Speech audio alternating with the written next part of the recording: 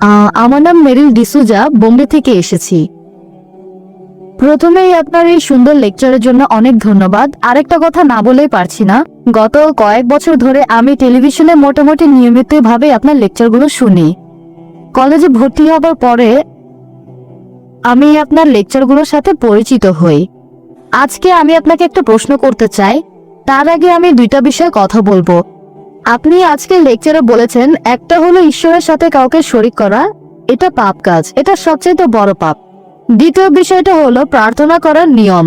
আপনি তখন বলেছিলেন যে মুসলিমরা প্রার্থনার সময় কপাল মাটিতে ঠেকায় আর আপনারা শরীরকে বিনীত করেন। আমি বোম্বে শহরেই বড় হয়েছি, এখানে দেখেছি, আর আমি নিজেও ব্যাপারটা সম্পর্কে পরিষ্কার হতে চাই। সেটা হলো দরগা বা মাজারের বিষয়টা, মুসলিমরা সেখানে যায়, এই ব্যাপারে আপনি কি বলবেন?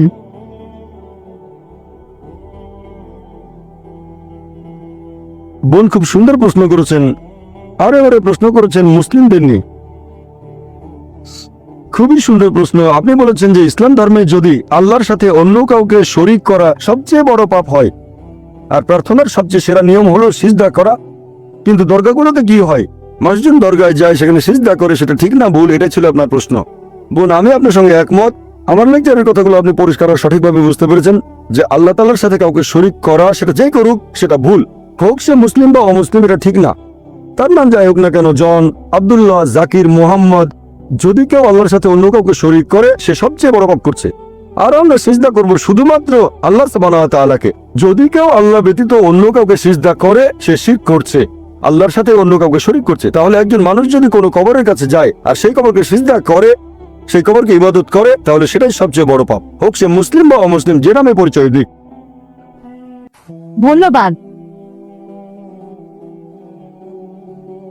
বোন, আরো একটা প্রশ্ন করবেন?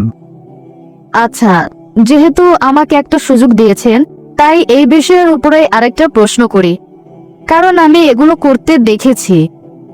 আর আপনি বললেন যে কোনো মানুষ, হোক সে মুসলিম, খ্রিস্টান বা হিন্দু, যেই করুক এটা শিরক। এখন আপনার কাছে আমার প্রশ্ন যে, আমি যেমনটা দেখেছি এরকম প্রচুর আছে, আমরা সবাই তাদেরকে জানি মুসলিম হিসেবে, এরা দরগায় যায়। এখন এই ব্যাপারে আপনি কি বলবেন?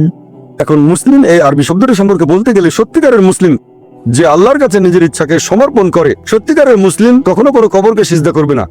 আমি বিষয়টা জানি, বলবো না যে ভুল বলেছেন, আপনি ঠিকই বলেছেন। মুসলিম নামে পরিচিত এরকম প্রচুর মানুষ আছে তথাকথিত মুসলিম যারা কবরকে সিজদা করে। এ ব্যাপারে আমার দৃষ্টিভঙ্গিটা হচ্ছে, আমার মতে তারা ভুল করছে, এটা শিরক, তাদেরকে বদলাতে হবে। আর আমার লেকচারও আমি তাদের উদ্দেশ্যে বলেছি যে যদি আপনারা কোনো কবরে যান, আমাদের নবী বলেছেন তোমরা কবরের কাছে যেতে পারো, এতে আখিরাতের কথা মনে পড়বে যে একদিন আমিও মারা যাব। তাহলে কবরে গিয়ে সেই মৃত ব্যক্তির জন্য দোয়া করবেন, তার কাছে দোয়া চাইবেন না, তার জন্য দোয়া করতে পারেন আল্লাহ যেন তাকে জান্নাতুল ফেরদৌসে পাঠান, তার সব গুনাহ মাফ করে দেন ইত্যাদি। তবে তার কাছে দোয়া চাইবেন না, দোয়া করবেন শুধুমাত্র আল্লাহ সুবহানাহু ওয়া তাআলার কাছে।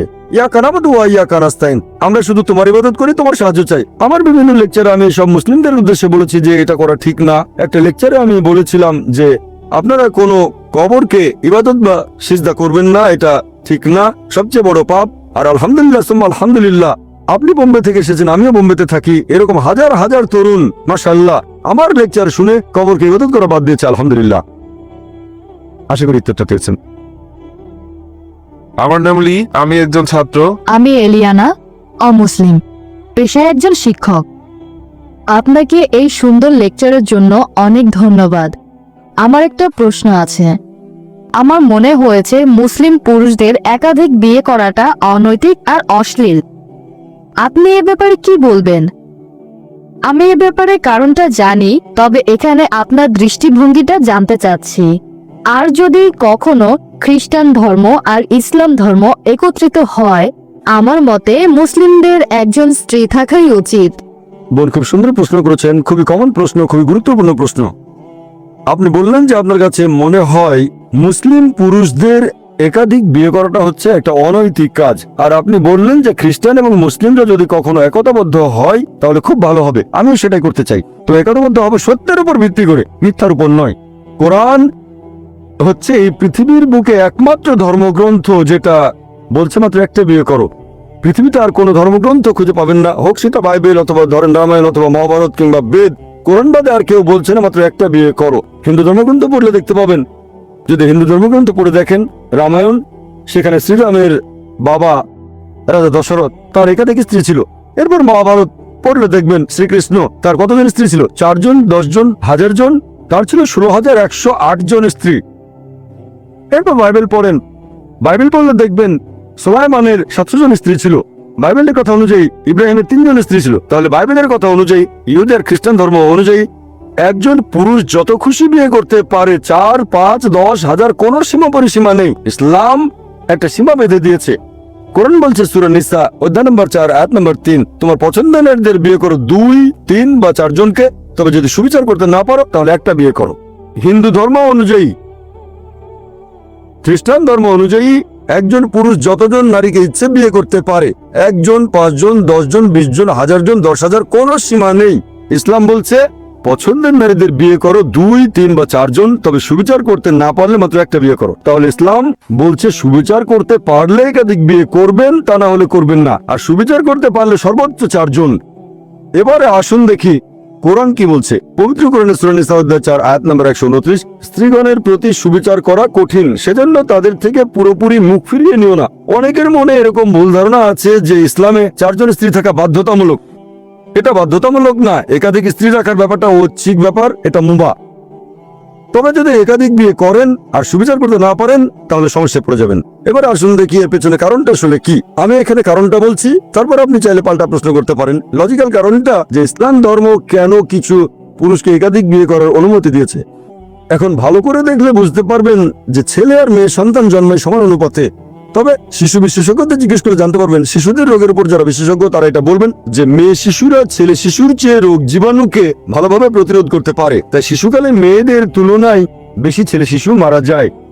তারপরে সময় বয়ে যায়, মানুষ মারা যায় ধূমপানের কারণে, তারপর মারা যায় বিভিন্ন রকম অসুখ বিসুখে, মারা যায় মদ পানের কারণে, মারা যায় যুদ্ধে, অ্যাক্সিডেন্টেও মারা যায়। এসব জায়গায় তো মহিলাদের চেয়ে বেশি পুরুষ মারা যায়। যদি এখনকার দিনের পৃথিবীর দিকে তাকান, পৃথিবীতে এখন মহিলাদের সংখ্যা পুরুষদের চেয়ে অনেক বেশি, পুরুষের তুলনায় মহিলার সংখ্যা বেশি। তৃতীয় বিশ্বের কিছু দেশ এটার ব্যতিক্রম, যেমন আমার নিজের দেশ ভারত, সেখানে মহিলাদের সংখ্যা পুরুষদের চেয়ে কম। এটার প্রধান কারণ হলো মেয়ে ভ্রূণ হত্যা করা আর মেয়ে শিশু হত্যা করা। যদি মেয়ে ভ্রূণ আর মেয়ে শিশু হত্যা করার মতো অশুভ কাজটা বন্ধ করা হয় তাহলে ভারতেও একসময় মহিলার সংখ্যা অনেক বেশি হয়ে যায় পুরুষের তুলনায়।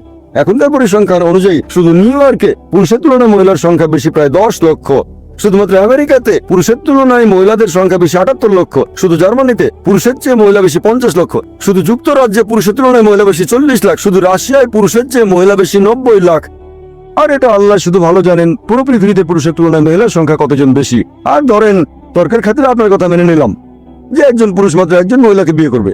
আর ধরেন আমার বোন থাকে আমেরিকায় আর সেখানে সব পুরুষ বিয়ে করে ফেলেছে, অথবা ধরুন আপনার বোন থাকে আমেরিকায় আর সব পুরুষই সেখানে বিয়ে করে ফেলেছে। প্রত্যেক পুরুষ একজন করে মহিলাকে বিয়ে করেছে। তারপরও আমেরিকাতে 78 লক্ষ মহিলা থাকবে যারা পাবে না জীবন সঙ্গী। তখন এই 78 লক্ষ মহিলার সামনে যে পথটা খোলা থাকবে যে হয় তারা এমন কাউকে বিয়ে করবে যার একজন স্ত্রী আছে, নয়তো হবে জনগণের সম্পত্তি। লোকে হয়তো বলবে জনগণের সম্পত্তি, ভাই জাকির এটা তো কঠিন কথা। এটাই সবচেয়ে ভদ্র ভাষা যেটা আমি বলতে পারি। এর চেয়ে ভদ্র ভাষা আমার জানা নেই। হয় একজন পুরুষকে বিয়ে করেন যার একজন স্ত্রী আছে, নয়তো হবেন জনগণের সম্পত্তি, আর কোনো উপায় নেই। তাহলে বুঝতে পারছেন যে আমেরিকার পরিসংখ্যান অনুযায়ী একজন সাধারণ আমেরিকান বিয়ে করার আগে তাদের গড়ে 8 জন যৌন সঙ্গী রাখতে পারে। কারো হয়তো 2 জন, কারো 10 জন, কারো বা 20 জন। বিয়ে করার আগে গড়ে 8 জন যৌন সঙ্গী থাকে। আর আপনি চাইলে যতজন খুশি রক্ষিত রাখতে পারেন, 1 জন, 10 জন, 20 জন, কোনো সমস্যা নেই। তবে আইনসঙ্গতভাবে একাধিক স্ত্রী তারা হজম করতে পারে না। যে কোনো ভদ্রমহিলাকে জিজ্ঞেস করেন, যদি কেউ একজন পুরুষের আইনসম্মত দ্বিতীয় স্ত্রী হয়, সে নিরাপত্তা পাবে, সম্মান পাবে, তার অধিকারগুলো পাবে। আর রক্ষিত হবে সেখানে কোনো সম্মান নেই, কোনো অধিকার নেই, তাকে নিচু করা হয়েছে।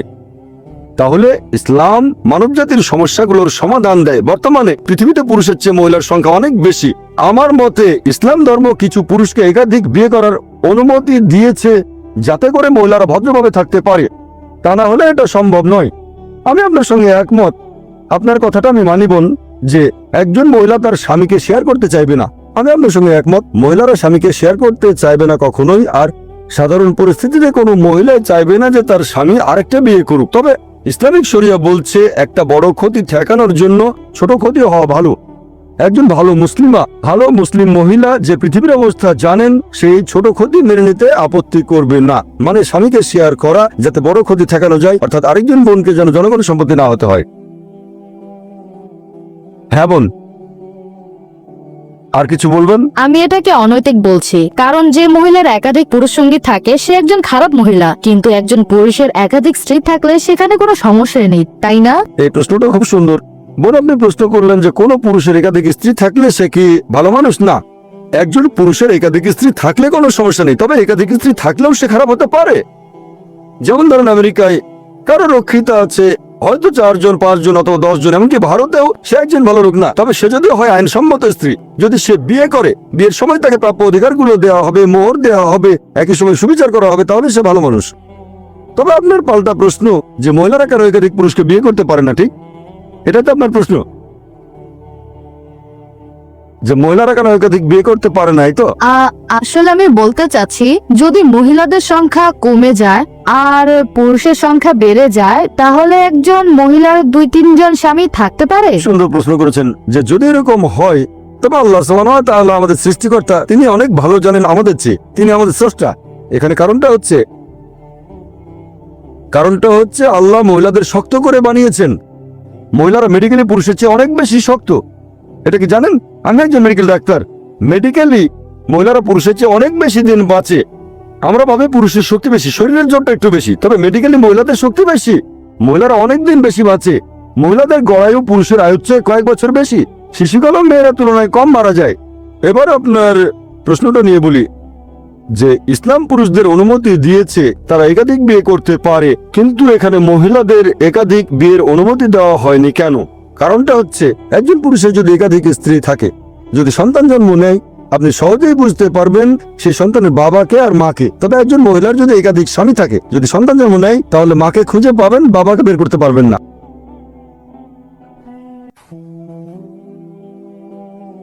তারপর সন্তানকে স্কুলে ভর্তি করতে যাবেন, এর বাবার নাম কি? তখন হয়তো দুটো নাম দিতে হবে। এখন মেডিকেল বিজ্ঞান অনেক উন্নত হয়েছে, যেমন ডিএনএ, জেনেটিক কোডিং। এখন বলতে পারবো বাবাকে আর মাকে, এখন সেটা আগে সম্ভব ছিল না। ইসলাম পৃথিবীতে আছে স্মরণাতীতকাল থেকে, এটা একমাত্র কারণ নয়, এছাড়াও আরো কিছু কারণ আছে। প্রাকৃতিকভাবেই মহিলাদের তুলনায় পুরুষের যৌনতারণা বেশি। তৃতীয়ত, একজন পুরুষ একাধিক স্ত্রী নিয়ে থাকতে পারবে, কিন্তু মহিলাদের জন্য একাধিক স্বামী থাকাটা কঠিন হবে, কারণ মহিলাদের মাসে রজস্রাব হবে, এমন সময় মানসিকতা বদলে যেতে পারে। এসব কারণে একাধিক স্বামী রাখাটা কঠিন হয়ে যাবে। এছাড়াও এখনকার দিনের বিজ্ঞান আমাদের বলে যে একজন পুরুষের যদি একাধিক যৌনসঙ্গী থাকে আর তাদের প্রতি বিশ্বস্ত থাকে, যেমন একজনের যদি একাধিক স্ত্রী থাকে, একাধিক যৌনসঙ্গী থাকে, আর তারা সবাই যদি একে অন্যের প্রতি বিশ্বস্ত থাকে, তাহলে সেই পুরুষের অথবা সেই মহিলার কোন রকম যৌনবাহিত রোগ হবে না। তবে একজন মহিলার যদি একাধিক যৌনসঙ্গী থাকে, যদি তার একাধিক স্বামী থাকে, তাহলে তাদের যৌনবাহিত রোগ হবে। প্রথমে রোগটা সেই মহিলার হবে, তারপর সেই রোগ তার স্বামীদের মধ্যে ছড়িয়ে পড়বে। তাই মেডিকেলি এটা ভালো নয় যে একজন মহিলার একাধিক স্বামী থাকতে পারে। আশা করি উত্তরটা পেয়েছেন। আপনি আপনার লেকচারে বললেন যে যীশু খ্রিস্ট মুসলিম ছিলেন কারণ তিনি ঈশ্বরের কাছে আত্মসমর্পণ করেছেন। আমরা জানি যে যীশু খ্রিস্ট মদ পান করেছিলেন, 5 ওয়াক্ত নামাজ পড়েননি, তিনি শুধুমাত্র আল্লাহর কাছে আত্মসমর্পণ করেছিলেন। তাহলে সেই একই যুক্তি দিয়ে আমি বলতে পারি আহলে কিতাবীদের যে কেউ খ্রিস্টান বা ইহুদি, এরা আসলে মুসলিম, কারণ তারাও আল্লাহর কাছে নিজের ইচ্ছাকে সমর্পণ করেছে। ভাই, আপনার প্রশ্নটা যদি আমি ঠিক মতো বুঝে থাকি, আপনি বললেন যে একজন মানুষ হোক সে খ্রিস্টান বা ইহুদি, আল্লাহর কাছে আত্মসমর্পণ করলে সে মুসলিম। হ্যাঁ, কারণ আপনি বলেছেন যীশু মুসলিম ছিলেন। একই ভাই, যুক্তি। আমি আপনার সাথে একমত। যদি কেউ আল্লাহর কাছে আত্মসমর্পণ করে তাহলে আরবিতে তাকে বলা হবে মুসলিম। তবে তার আগে আপনাকে জানতে হবে আল্লাহ আমাদের কি নির্দেশ দিয়েছেন। যদি অন্য কিছু ভেবে থাকেন, যদি এমন ধর্মগ্রন্থ পড়েন যেটা আল্লাহর বাণী নয়, আর মনে করেন আমি আল্লাহর কাছে আত্মসমর্পণ করেছি, এমন ধর্মগ্রন্থ মেনে চলছেন যেটা আল্লাহর বাণী নয়, তাহলে আপনি সত্যিকারের মুসলিম নন। তাহলে প্রথমে আপনাকে দেখতে হবে আল্লাহ আমাদের কি নির্দেশ দিয়েছেন। আপনি যদি পৃথিবীর প্রধান প্রধান ধর্মগ্রন্থগুলো পড়ে তুলনা করেন, তাহলে আপনি দেখবেন সেই সাথে ব্যবহার করবেন যুক্তি আর বিজ্ঞান। একমাত্র যে ধর্মগ্রন্থটা পরীক্ষায় পাশ করবে এই সর্বশেষ আর চূড়ান্ত টেস্টামেন্ট। যদি ওল্ড টেস্টামেন্ট আর নিউ টেস্টামেন্ট বলে কিছু থেকে থাকে, তাহলে এটা লাস্ট টেস্টামেন্ট। এখন যদি আপনি সত্যি আল্লাহর কাছে আত্মসমর্পণ করতে চান, প্রথমে আপনাকে বুঝতে হবে যে সত্যিকারের আল্লাহ কে, তিনি আমাদের কি নির্দেশ দিয়েছেন। এরপর আপনি তার কাছে আত্মসমর্পণ করবেন। সেজন্য আমি কথাটা এইভাবে বলি, সত্যিকারের মুসলিম হলো সেই লোক যে আল্লাহ তাআলার নির্দেশগুলো মেনে চলে। এখন যীশু খ্রিস্ট বা ঈসা আলাইহিস সালাম ছিলেন আল্লাহ তাআলার রাসূল, তার উপর ওহী নাযিল হয়েছিল, অবশ্যই তিনি আল্লাহর ইচ্ছা পূরণ করেছেন। এখনকার দিনেও যদি একজন খ্রিস্টান ধরে নেন আজকের লেকচারের যে বিষয়টা, অন্তত আসেন সেগুলো আমরা মেনে চলি যেগুলো আপনাদের আর আমাদের ধর্মগ্রন্থে এক। ধরেন আপনি বললেন বাইবেল ঈশ্বরের বাণী, আমি বললাম কোরআন আল্লাহ তাআলার বাণী, তাহলে আসেন অন্তত কমন জিনিসগুলো আমরা মেনে চলি, পার্থক্যগুলো এক পাশে রেখে দিই। আপনাদের বাইবেল বলছে এক ঈশ্বরে বিশ্বাস করো, আপনি যদি ট্রিনিটিতে বিশ্বাস করেন তাহলে বাইবেলের বিরুদ্ধে যাচ্ছেন। ট্রিনিটি শব্দটা বাইবেলের কোথাও বলা নেই, তবে শব্দটা কোরআনে আছে। পবিত্র কোরআনে সূরা নিসা অধ্যায় 4 আয়াত নম্বর 171, ওয়ালা তাকুলু সালাসা। তোমরা তিন বলো না। যদি আপনি ট্রিনিটি বিশ্বাস করেন তাহলে বাইবেলের বিরুদ্ধে যাচ্ছেন। এরপর বাইবেলে আরো আছে যে তোমরা মূর্তি পূজা করবে না। বাইবেল বলছে তোমরা সর্বশেষ আর চূড়ান্ত নবীকে বিশ্বাস করবে। যীশু খ্রিস্ট নিজের মুখে বলেছেন গসপেল অফ জন অধ্যায় 16 অনুচ্ছেদ 12 থেকে 14, তোমাদেরকে বলার মতো আমার অনেক কথা আছে, তোমরা সেগুলো এখন সহ্য করতে পারবে না, কারণ যখন সত্যের আত্মা আসবে সে তোমাদের সত্যের পথে নিয়ে যাবে। সে নিজে থেকে কিছু বলবে না, যে কথাগুলো শুনবে সেগুলোই বলবে। সে তোমাদের ভবিষ্যতের কথা বলবে, সে আমাকে মহিমান্বিত করবে। যদি আপনি সত্যিই বাইবেলের অনুসারী হন তাহলে সর্বশেষ আর চূড়ান্ত নবী মুহাম্মদ সাল্লাল্লাহু আলাইহি ওয়াসাল্লামকে মেনে চলবেন, তার মানে পবিত্র কোরআন মেনে চলবেন আর আমাদের নবীর কথাগুলো। তাহলে যদি পবিত্র কোরআন আর নবীর কথাগুলো মেনে চলেন আপনি হবেন মুসলিম। আমি আমার লেকচারে বলেছি আসুন আমরা সেগুলো মেনে চলি যেটা কমন। পার্থক্যগুলো এ ব্যাপারে আমি আগেও বলেছি, আমি বাইবেলের কয়েকশো পরস্পর বিরোধী কথা নিয়ে লেকচার দিতে পারি, তবে সেটা করতে চাই না। একবার একজন একটা বই লিখেছিলেন আমেরিকাতে, ডক্টর উইলিয়াম ক্যাম্বেল, যে পবিত্র কোরআনে 30টা বৈজ্ঞানিক ভুল আছে। আমি শিকাগোতে গিয়ে তার সাথে বিতর্ক করলাম, তার সবগুলো অভিযোগ খণ্ডন করলাম, তারপর আমি বাইবেল থেকে 38টা বৈজ্ঞানিক ভুলের কথা বললাম, তিনি একটার উত্তর দিতে পারেননি। আমি এই ভুলগুলো আল্লাহ সুবহানাহু ওয়া তাআলার উপর চাপাতে পারি না। প্রথমে আমাদের দেখতে হবে কোন গ্রন্থটা আসলে আল্লাহর বাণী, তারপর সেটা মেনে চলবো। যদি আমি তর্কের খাতিরে এটা মেনেও নেই বাইবেল হচ্ছে আল্লাহর বাণী, সেক্ষেত্রেও আপনি মেনে চলবেন সর্বশেষ আর চূড়ান্ত নবী মুহাম্মদ সাল্লাল্লাহু আলাইহি সাল্লামকে। আসেন দুটো ধর্মগ্রন্থে যেগুলো কমন সেটা মেনে চলি, আর আজকে থেকে শুরু করে এইগুলো মেনে চলা, কমন জিনিসগুলো মানবো। আশা করি উত্তরটা পেয়ে। গুড ইভিনিং ডক্টর, আমার নাম ড্যানিয়েল, একজন ছাত্র। পবিত্র কোরআনের 7 নম্বর সূরার 54 নম্বর আয়াতে বলা হয়েছে যে আল্লাহ আকাশমণ্ডলী আর পৃথিবী সৃষ্টি করেছেন 6 দিনে। আর 41 নম্বর সূরা আয়াত 9 থেকে 12 পরিষ্কারভাবে বলা হয়েছে যে আল্লাহ তাআলা আকাশমণ্ডলী আর পৃথিবী সৃষ্টি করেছেন 8 দিনে। আপনি এ ব্যাপারে কি বলবেন? ভাই যে প্রশ্নটা করলেন এটা করে থাকেন খ্রিস্টান মিশনারিরা পবিত্র কোরআনের বিরুদ্ধে। আর কোরআনের অনেক জায়গায় বলা হয়েছে যে আল্লাহ আকাশমণ্ডলী আর পৃথিবী সৃষ্টি করেছেন 6 দিনে। আপনি যেটার কথা বলছেন অধ্যায় নম্বর 41 আয়াত 9 থেকে 12, আপনি বলছেন কোরআন নাকি বলছে আকাশ আর পৃথিবী সৃষ্টি হয়েছে 8 দিনে। এই 8 শব্দটা কোরআনে কোথাও বলা হয়নি। কি বলা হয়েছে সেটাই বলছি। পবিত্র কোরআন বলছে যে আল্লাহ সুবহানাহু ওয়া তাআলা আকাশমণ্ডলী আর পৃথিবী সৃষ্টি করেছেন।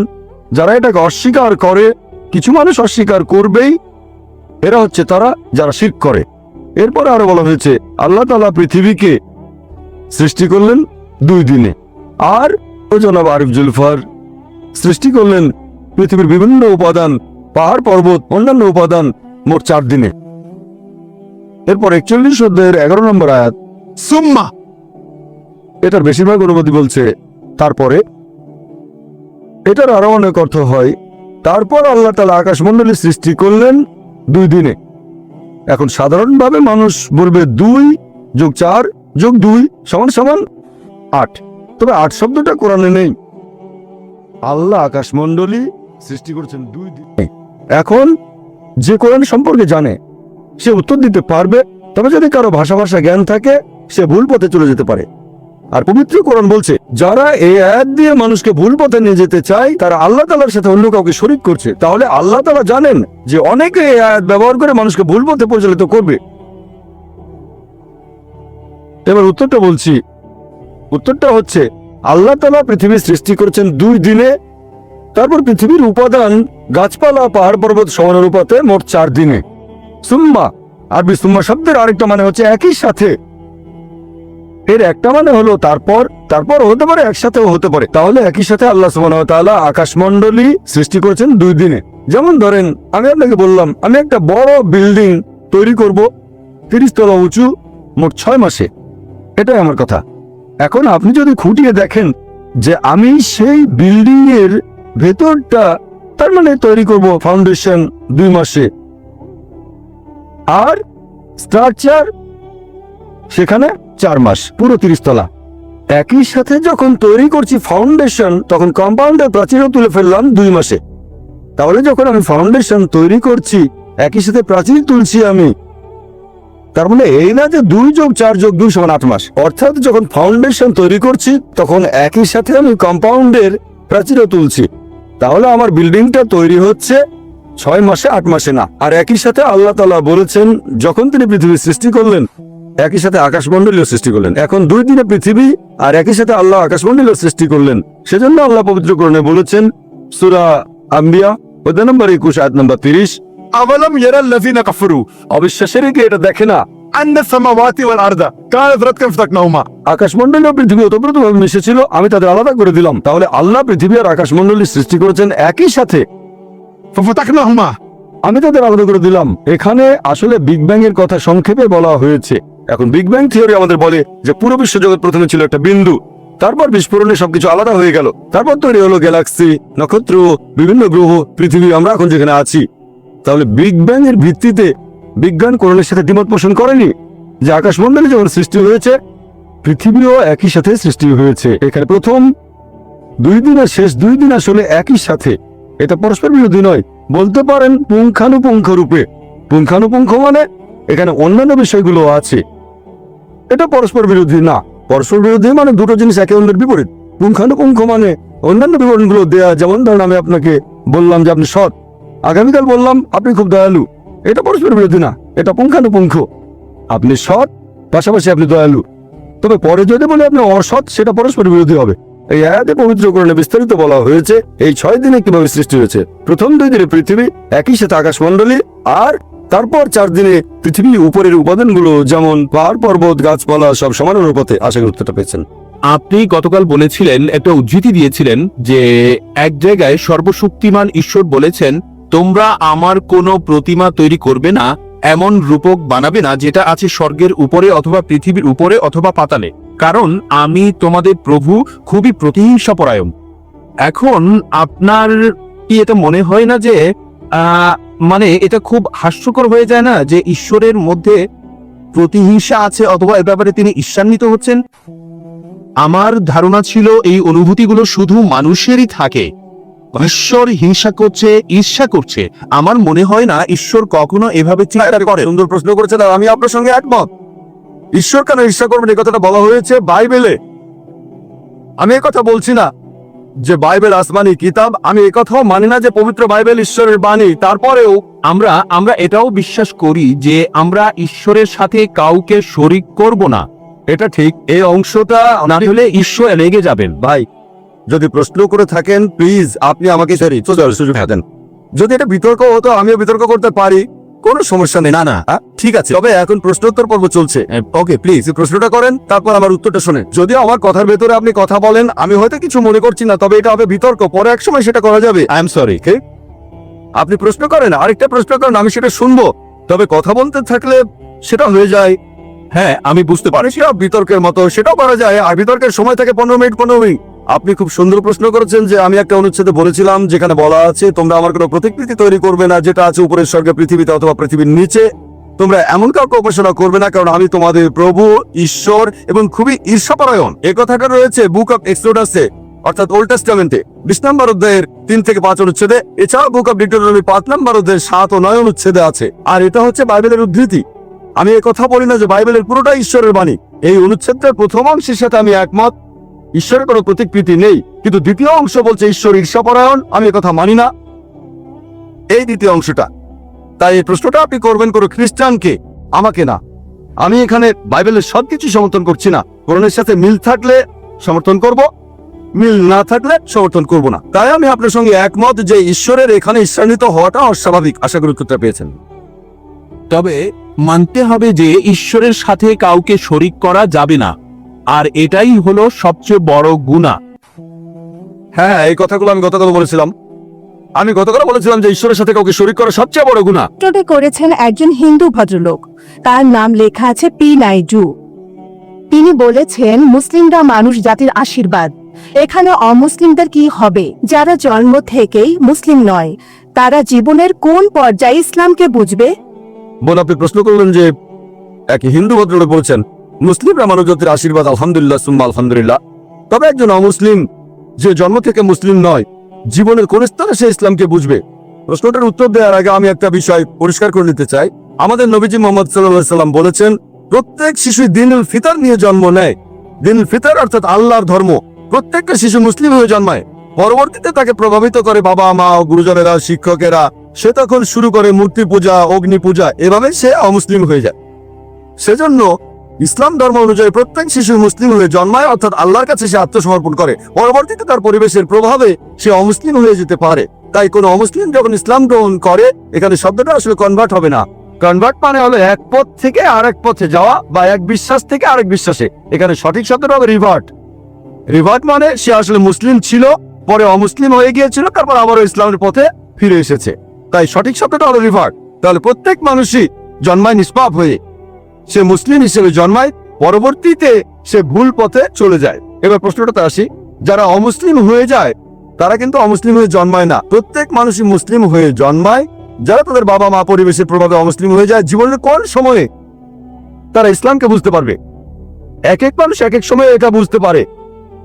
যেমন একজন মুসলিম হিসেবে জন্মালো, সে যদি মুসলিম পরিবারে জন্মায় তাহলে হয়তো প্রথম দিন থেকেই বুঝতে পারবে। আবার মুসলিম পরিবারে জন্মানোর পরও অনেকে সেটা বুঝতে পারে না, হয়তো পরে বুঝতে পারবে। কেউ হয়তো প্রথম দিন থেকে বুঝবে, কেউ 1 বছর পরে, 2 বছর পরে, 5 বছর, 10 বছর, কত সময় লাগবে আল্লাহ জানেন। কিছু মানুষ অমুসলিম পরিবারে জন্মায়, সেখানে সে বড় হয়। তারা হয়তো একেবারে ছেলেবেলায় বুঝতে পারে, স্কুলে পড়ার সময়, কলেজে পড়ার সময় হতে পারে। আসলে এক একজন মানুষ এটা এক এক সময়ে বুঝতে পারে। তবে কোন মুসলিম সে অমুসলিমকে বোঝাক বা না বোঝাক, আল্লাহ পবিত্র কোরআনে বলেছেন, সূরা ফুসিলাতের 53 নম্বর আয়াতে উল্লেখ করা হয়েছে, سنريهم آياتنا في الآفاق وفي أنفسهم حتى يتبين أنه الحق।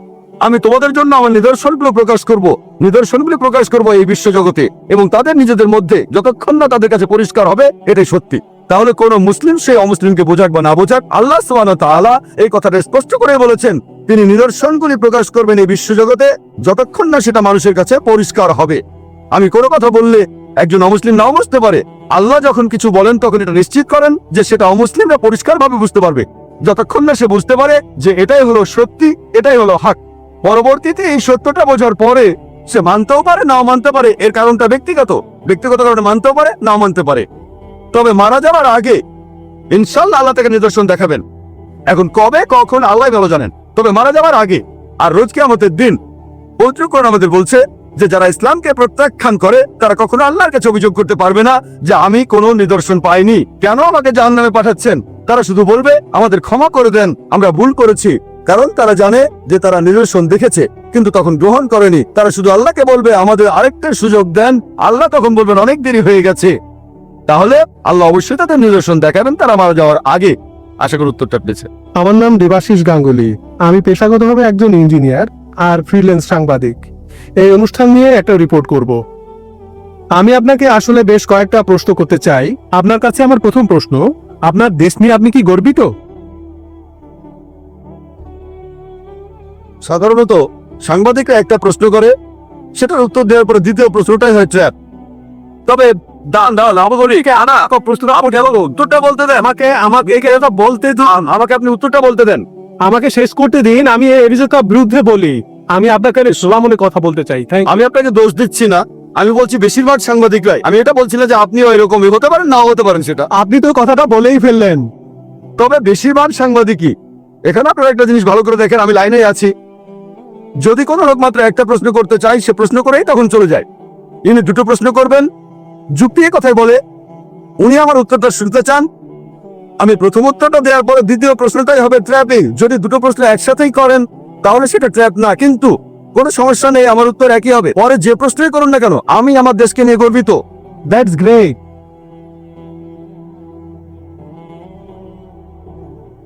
পৃথিবীর খুব কম দেশগুলোর মধ্যে ইন্ডিয়া একটা, যে দেশ অধিকার দেয় তার দেশের নাগরিকদের যে তারা তাদের ধর্মকে প্রচার করতে পারবে, পালনও করতে পারবে।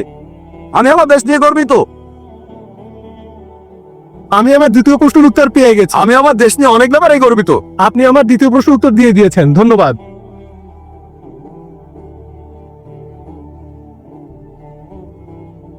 এই প্রশ্নটাও করেছেন একজন অমুসলিম।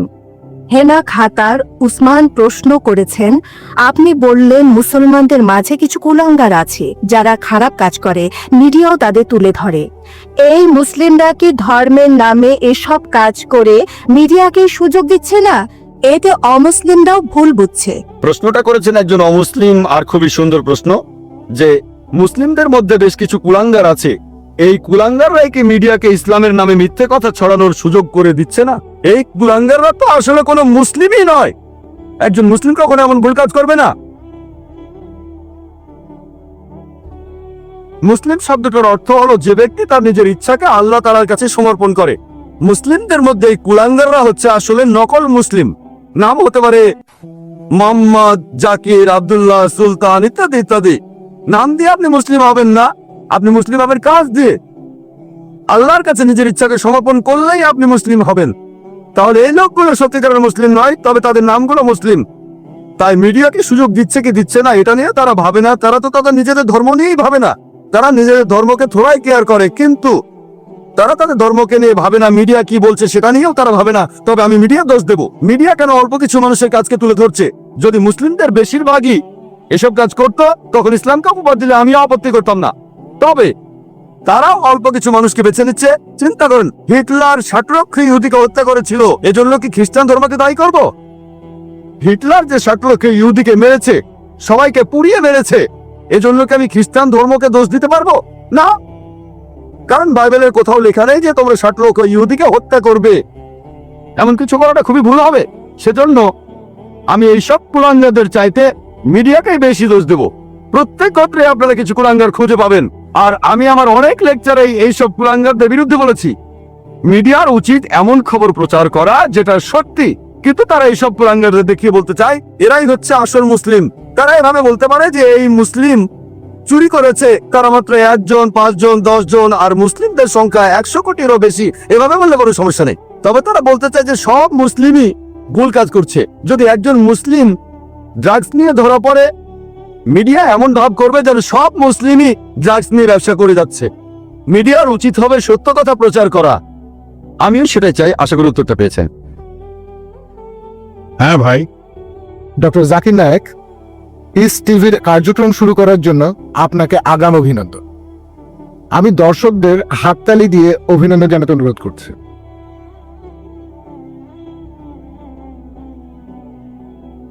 আমার প্রশ্নটা হলো, ইসলাম ধর্মে খতনা দেয়াটা বাধ্যতামূলক কেন? ভাই, আপনি প্রশ্ন করলেন এটা কি আবশ্যিক, এটা কি বাধ্যতামূলক যে মুসলিম পুরুষরা খতনা করবে, এটা কি ফরজ? ভাই, এটা ইসলামে আবশ্যিক না, এটা হলো সুন্নাত। এটা সুন্নাতে মুআক্কাদা, এটা করলে খুবই ভালো, এটা হলো মুস্তাহাব। আর ইসলামে খতনা দেওয়াটা হলো সুন্নাত, এটা ফরজ না। তবে খতনা দেওয়ার অনেকগুলো কারণ আছে। আমি একজন ডাক্তার হিসেবে এই সুন্নাতে খতনার উপরেই পুরো একটা লেকচার দিতে পারি, তবে এটা প্রশ্নোত্তর পর্ব, আমি তাই সংক্ষেপে বলছি। আজকে বিজ্ঞান আমাদের বলে যদি একজন লোক খতনা করে তাহলে তার কার্সিনোমা অফ পিনাস হওয়ার সম্ভাবনা কম, লিঙ্গে ক্যান্সার হওয়ার সম্ভাবনা কম। খতনা দেয়া থাকলে সম্ভাবনা কম, যদি খতনা দেয়া না থাকে তাহলে সম্ভাবনা বেশি। বেশ কিছু রোগ আছে যেগুলো প্রতিরোধ করা যায় যদি খতনা দেয়া থাকে। খতনা দেওয়ার সময় প্রেপিউসটা কেটে ফেলা হয়, অর্থাৎ লিঙ্গের ফোরস্কিন কেটে ফেলা হয়। এখানে আপনারা দেখবেন যে খতনা না দেয়া কেউ যদি প্রকৃতির ডাকে সাড়া দেয়, তারপর প্রসাব করার পরে তার প্রেপিউসের ভেতরে প্রসাবের কয়েকটা ফোঁটা থেকে যায় ফোরস্কিনের ভেতরে, এ থেকে অনেক রোগ হতে পারে। চুলকানি হতে পারে, শরীরের ত্বকে প্রদাহ হতে পারে, পেপলোসাইটিস। খতনা করলে এইসব রোগকে প্রতিরোধ করা যায়। আর এছাড়াও আমরা প্রসাব করার পরে পানি দিয়ে ধুয়ে নিই, এভাবে রোগকে প্রতিরোধ করি। আজকে বিজ্ঞান আমাদের বলে একজন লোক বেশি যৌন তৃপ্তি পাবে যদি তার খতনা দেয়া থাকে, বেশি যৌন তৃপ্তি পাবে। এছাড়াও খতনা দেয়া থাকলে আপনার ত্বকে বিভিন্ন রকম ইনফেকশন হওয়ার সম্ভাবনাও কম। এখনকার বিজ্ঞান আমাদের বলে যার খতনা দেয়া থাকে তার এইডস রোগ হওয়ার সম্ভাবনাও অনেক কম। এইডস এর ভাইরাস খুবই তাড়াতাড়ি ছড়াবে যদি খতনা করা না থাকে। এরকম আরো অনেক রোগকে প্রতিরোধ করা যায়। এজন্য আপনারা দেখবেন যে আজকের আমেরিকাতে 50%-এর বেশি ছেলেকে তাদের জন্মের পরেই খতনা দেওয়া হয়, তারা কিন্তু মুসলিম না। এমনকি আমেরিকার খ্রিস্টানরাও ডাক্তার বাবা মাকে জিজ্ঞেস করেন আপনারা কি আপনাদের ছেলেদের খতনা দিতে চান, আর তাদের 50%-এরও বেশি ছেলেকে খতনা দেওয়া হয়। ইসলামে আছে সেজন্য করে না, কারণ তারা জানে এতে করে তাদের ছেলেদের উপকার হবে। আশা করি উত্তরটা পেয়েছেন। আমার নাম মহেশ। আপনি আজকেও খুব সুন্দর একটা লেকচার দিলেন। আমার প্রশ্নটা হলো, পবিত্র কোরআনে একটা সূরা আছে, নবী মুহাম্মদ সাল্লাল্লাহু আলাইহি ওয়াসাল্লাম বলেছেন, একটা দোয়া আছে, তিনি বলেছেন তৃষ্ণা তখন চলে যায় সন্ধ্যায় রোজা ভাঙার পরে, তৃষ্ণা তখন চলে যায় আর শিরায় তখন রক্ত সঞ্চালিত হয়। আপনি কি এটা ব্যাখ্যা দিতে পারবেন? ভাই, আপনি মাশাআল্লাহ অনুবাদ করে শোনালেন একটা দোয়ার, যেটাতে ইফতার করা হয়। আর আমি আপনাকে বলবো যে মাশাআল্লাহ, আপনি আস্তে আস্তে বোঝার চেষ্টা করছেন এই শান্তির ধর্মকে, এই সত্যের ধর্মকে। আমি দোয়া করি আল্লাহ যেন আপনাকে হেদায়েত করেন। ভাই প্রশ্ন করেছেন যে আমরা ইফতারের সময় যে দোয়াটা পড়ি তার অর্থটা আসলে কি। আমরা ইফতারের সময় আল্লাহ তাআলার কাছে প্রার্থনা করি যে তৃষ্ণা তখন চলে গেছে আর ধমনীতে রক্ত চলাচল বেড়েছে। আমরা যখন ইফতার করতে যাই আল্লাহ তাআলার কাছে প্রার্থনা করি যে আমাদের ইফতারের সময় আমাদের তৃষ্ণা চলে গেছে, আর আমরা তখন বিভিন্ন খাবার খাই, পানি খাই, আল্লাহ তাআলার কাছে দোয়া করি যে আমরা রোজা রাখতে পেরেছি, এখন রোজা ভাঙার সময় হয়েছে, এখন আমাদের তৃষ্ণা দূর হয়ে যাচ্ছে, আমাদের ক্ষুধা দূর হয়ে যাচ্ছে। এটাই হলো দোয়া। আমরা বলছি যে আমাদের তৃষ্ণা এখন চলে যাচ্ছে এই রোজা ভাঙার মাধ্যমে। আমাদের ইফতারের আগে এই দোয়াটা আমরা পড়ে থাকি। আশা করি উত্তরটা পেয়েছেন।